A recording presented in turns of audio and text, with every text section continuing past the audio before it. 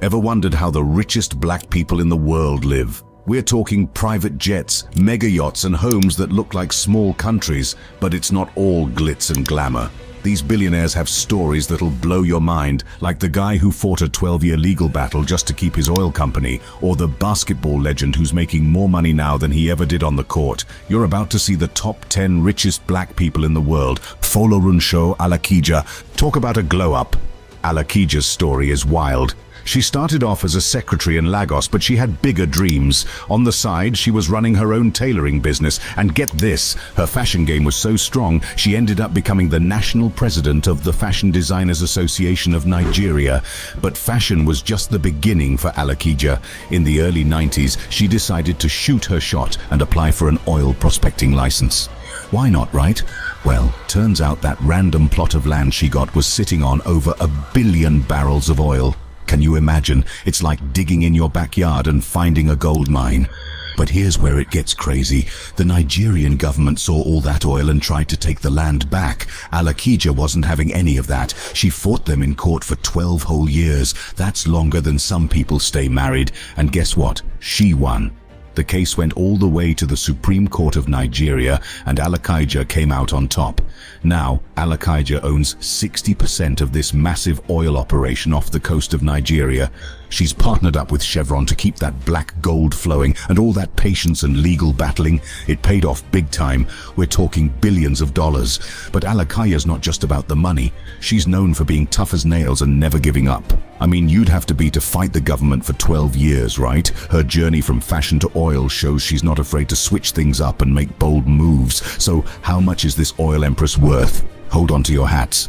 We're talking about $2.5 billion. That's billion with a B, and you better believe she knows how to spend it. Her son had a wedding that cost millions of dollars, but don't think Alakija's all about the bling. She lives in Lagos, Nigeria, with her family and has 4 kids. She's managed to balance that billionaire lifestyle with keeping it real at home. Michael Jordan. The man who dominated the NBA is now slam dunking in the business world. Remember those iconic Air Jordans you begged your parents for? Well, those shoes aren't just for show anymore. They're part of the empire that's made MJ richer than he ever was as a player. No joke. This guy's making more money sitting in boardrooms than he did flying through the air in Chicago. So how did Jordan go from court king to cash king? It all started with those sweet endorsement deals. Nike, Gatorade, Hanes, you name it, Jordan was selling it. But here's the kicker. He didn't just take the money and run. Nope. MJ was playing chess while everyone else was playing checkers. He took that endorsement money and turned it into serious business moves. You know the Charlotte Hornets? Yeah, that NBA team that's always in the news for, well, not much. Jordan bought a piece of that team back in 2006. But he wasn't satisfied with just a slice of the pie. In 2010, he went all in and bought the majority stake for $175 million. Now, you might be thinking, 175 million? That's chump change for MJ, right? Well, hold on to your jerseys, because that investment has ballooned faster than Jordan's vertical leap. Today, he owns 90% of a team worth over $1 billion. Talk about a slam dunk investment. But Jordan's not just sitting back and watching his bank account grow. He's still out there hustling like he's trying to make the team. His partnership with Nike, it's not just about slapping his name on some shoes anymore. The Jordan brand is a full-on subsidiary of Nike now, pulling in billions every year. You want to know how much money we're talking about? Get this, Jordan made $90 million during his entire NBA career. Sounds like a lot, right? Well, nowadays he's making more than that in a single year, just from his business deals. It's like he's got a money-making jump shot that never misses. And it's not just about the shoes and the team. Jordan's got his fingers in all sorts of pies, restaurants, car dealerships, you name it. If there's money to be made, MJ's probably already thought of it. So what's the final score for Air Jordan's bank account? As of 2024, we're looking at a cool $2 billion net worth. Strive Masiyiwa. We're talking about the man who brought cell phones to Zimbabwe when most people still thought a mobile was something you hung over a baby's crib. Strive. Masiyiwa isn't just some tech bro who got lucky with an app. He's the real deal, a telecom titan who built an empire from the ground up. Back in 1998, when most of us were still figuring out how to send a text message, Masiyiwa was launching Econet, his very own cell phone company in Zimbabwe. And let me tell you, it wasn't as easy as walking into a store store and buying a bunch of phones. Masiyiwa had to fight the government for 5 years just to get a license to operate. That's longer than most people stick to their New Year's resolutions. But he didn't give up. And now, Econet is a big deal across Africa. We're not just talking phones here. Masiyiwa's company is laying down fiber optic networks and beaming satellite signals all over the continent. It's like he's single-handedly dragging Africa into the digital age. But Masiyiwa isn't just about making money. He's got a heart of gold to go with those deep pockets. This guy is pumping serious cash into education and health projects all over Africa. It's like he's trying to be a one-man Bill and Melinda Gates Foundation. Now, you might be thinking, okay, so he's rich and nice, what's the big deal? Well, get this, Masiyiwa isn't just sitting back and counting his cash. He's got a vision for Africa that'll make your head spin. He wants to see the whole continent lit up with tech and telecom companies owned by Africans. As The Root put it, it's really fascinating to see how tech and telecom has grown as an industry in Africa. It would be great to see more black ownership in the industry here in the US. So, how much is this telecom wizard worth? Brace yourself. We're talking $2 billion. That's right, billion with a B. And he's not slowing down anytime soon.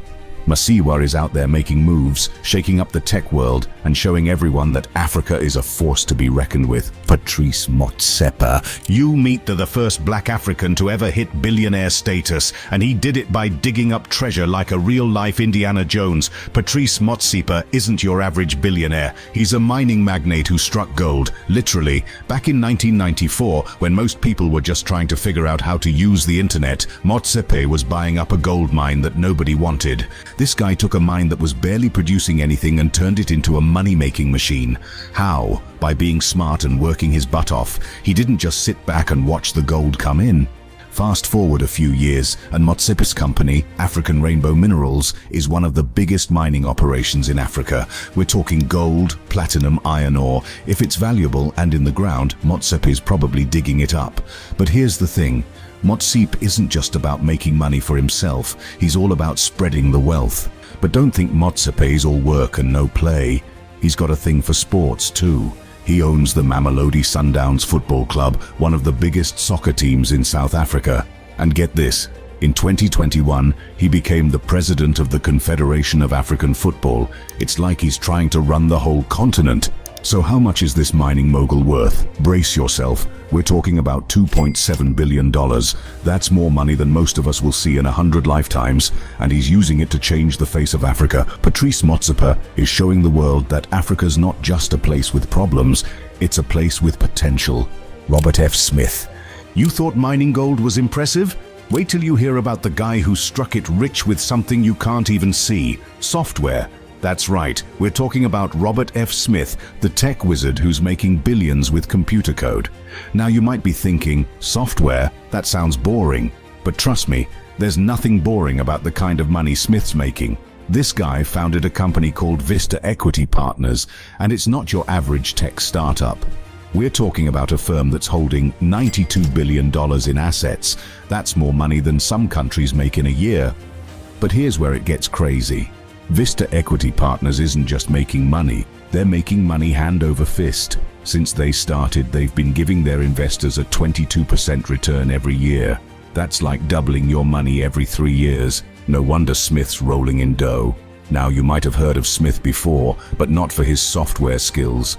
Remember that wild story about the college graduation where someone paid off everyone's student loans? Yeah, that was this guy. In 2019, Smith stood up at Morehouse College and told the whole graduating class he was gonna pay off their student debt. We're talking $34 million, just like that. Can you imagine being in that audience? But Smith's not just about throwing money around, he's changing the whole game when it comes to software companies. His firm, Vista, is known for buying up software companies that nobody else wants and turning them into gold mines. It's like he's got a magic touch or something. And get this, Smith's been doing all this under the radar. While other billionaires are out there buying islands and spaceships, Smith's been quietly building an empire in the not-so-sexy world of enterprise software. But there's nothing unsexy about the kind of returns he's getting. Vista's been giving its investors a whopping 31% return every year since 2000. That's enough to make even Wall Street jealous. But don't think Smith's all work and no play. The guy knows how to live it up too. When he got married, he didn't just have a regular wedding. Nope, he went all out with a lavish ceremony on the Amalfi Coast in Italy, and his bride, a former Playboy playmate, Abdul Rabiu. Abdul Rabiu, the cement king of Nigeria. This guy's not just mixing concrete, he's pouring money into his bank account faster than you can say quick-drying cement. Rabiu's the founder and chairman of BUA Group, and let me tell you, BUA Cement is no small potatoes. We're talking about one of Nigeria's biggest cement producers. Now, you might be thinking, cement? Really? That's not exactly exciting. But hold on to your hard hats, because this cement empire is more thrilling than you'd think. Rabiu's got a grip on the cement market tighter than the stuff itself. He owns a whopping 98.5% of BUA Cement PLC. That's not just a slice of the pie, that's practically the whole bakery. But here's where it gets really interesting. Rabiu didn't just stumble into the cement business, he saw an opportunity and grabbed it with both hands. Africa's booming with construction, and guess what every new building needs? Yep, cement, tons of it, and Rabiu's right there, ready to supply it all. BUA Cement isn't just making Rabiu rich, it's changing the face of Africa. Every skyscraper, every new road, every bridge, chances are BUA Cement's in there somewhere. It's like Rabiu's leaving his mark on the continent, one bag of cement at a time. But don't think Rabiu's a one-trick pony. Oh no, this guy's got his fingers in more pies than a pastry chef. Sugar refining, real estate, logistics, you name it, Rabiu's probably got a piece of it. It's like he's playing Monopoly, but with real companies and real money. And boy, is that money rolling in. Rabiu's business smarts have turned BUA Group into a powerhouse. We're not just talking about making him rich, although trust me, he's doing just fine in that department. We're talking about changing Nigeria's whole economy. Jobs, industry, you name it. Rabiu's companies are right at the heart of it all. So how much is the Cement King worth? Brace yourself, because we're talking billions. That's right, billions with a B. Rabiu's not just in the Billionaires Club, he's one of the VIP members.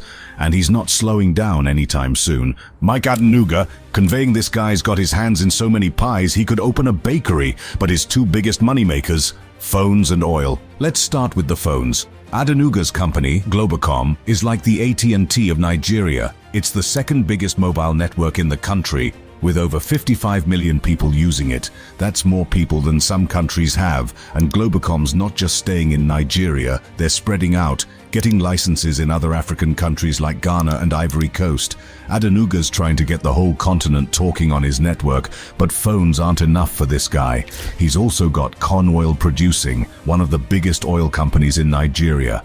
We're talking about 6 oil blocks in the Niger Delta. That's a lot of black gold. Adenuga's not just pumping gas into cars, he's pumping money into his bank account. Now you might be thinking, how did this guy get so lucky? Well, luck had nothing to do with it. Adenuga started from the bottom, selling lace and soft drinks.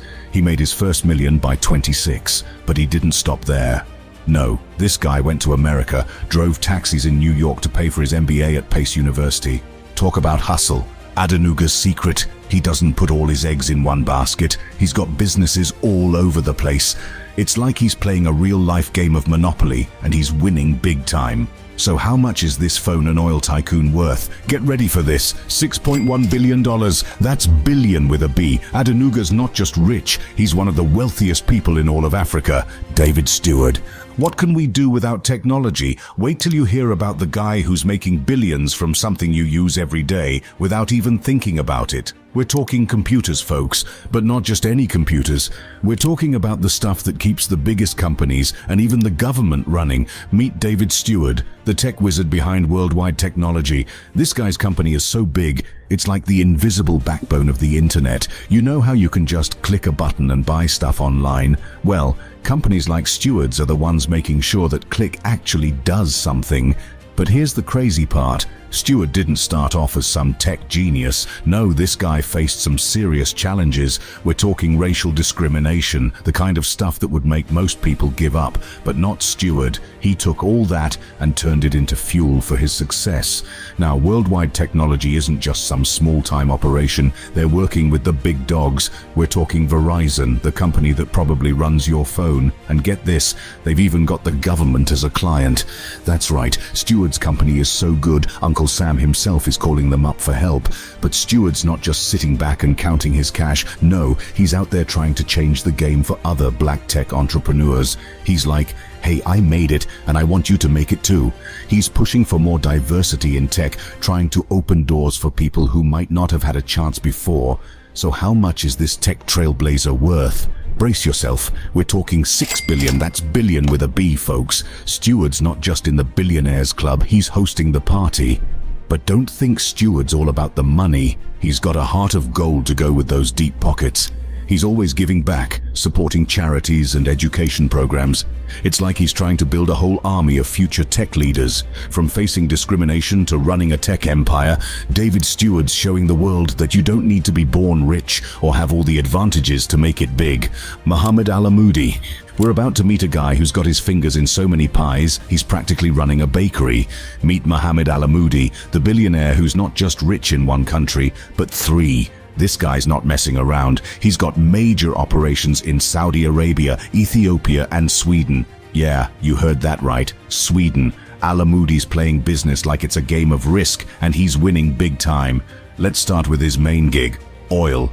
Al Amoudi's company, Coral Petroleum Holdings, controls over 70% of Ethiopia's oil output. That's not just a slice of the pie, that's practically the whole bakery. But oil's not enough for this guy. No, he's also into gold mining. His company, Midrock, try saying that 5 times fast, runs the biggest gold mining operation in Ethiopia.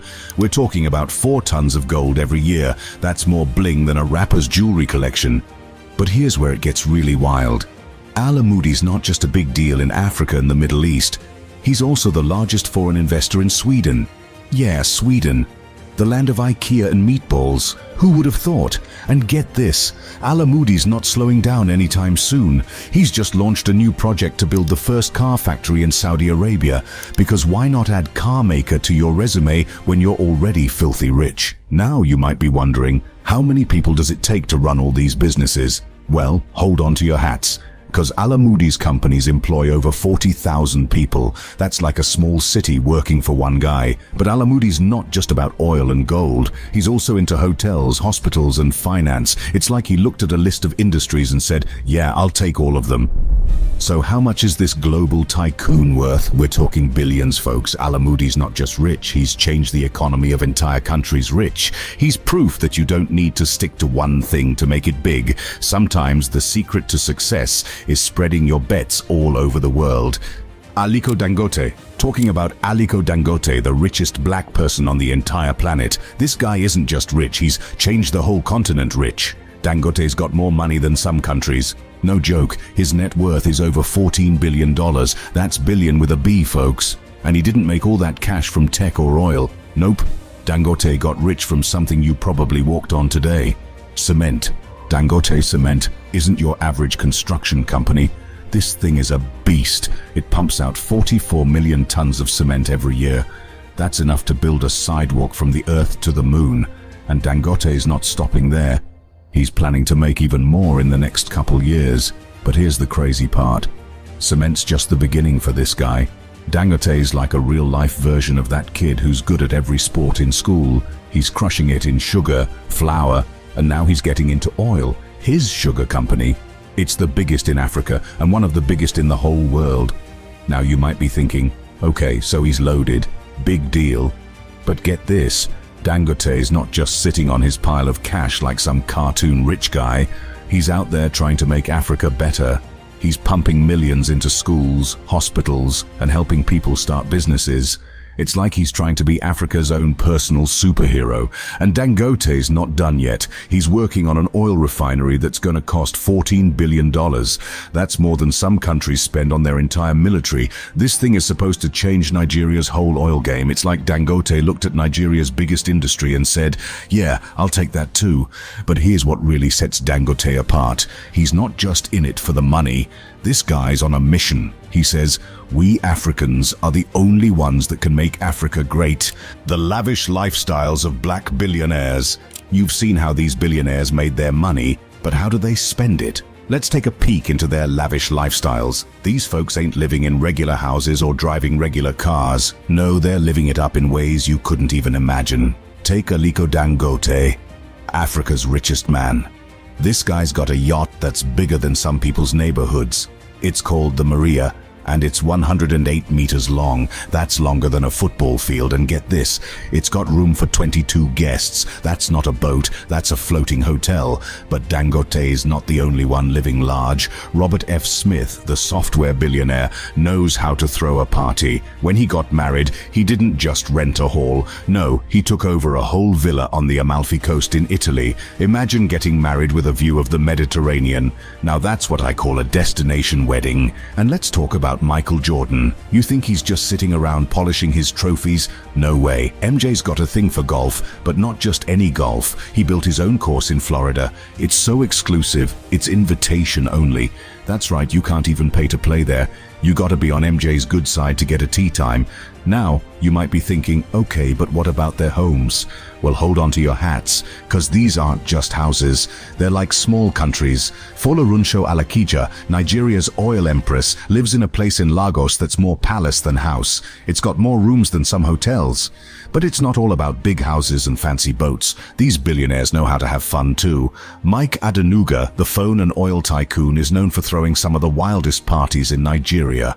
We're talking about events where the champagne flows like water and the guest list reads like a who's who of Africa. And when they're not partying, they're collecting stuff that'll make your jaw drop. Cars, art, you name it.